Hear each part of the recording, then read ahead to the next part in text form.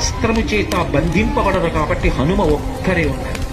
అందరిలో పెద్దవాడు, బ్రహ్మ యొక్క అంశలో వచ్చినవాడు జాంబవంతుడు నేల మీద పడిపోయి ఉన్నాడు.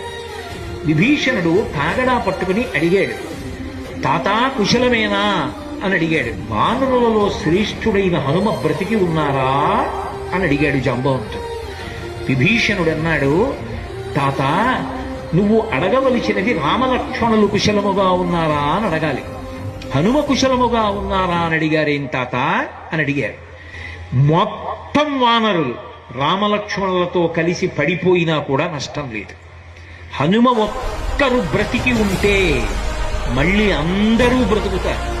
అందరూ బ్రతికి ఉన్నా హనుమ ఒక్కరు పడిపోతే బ్రతికి ఉన్న వీళ్ళందరూ పడిపోతారు. అందుకే నేను హనుమ బ్రతికి ఉన్నారా అని అడుగుతున్నాను.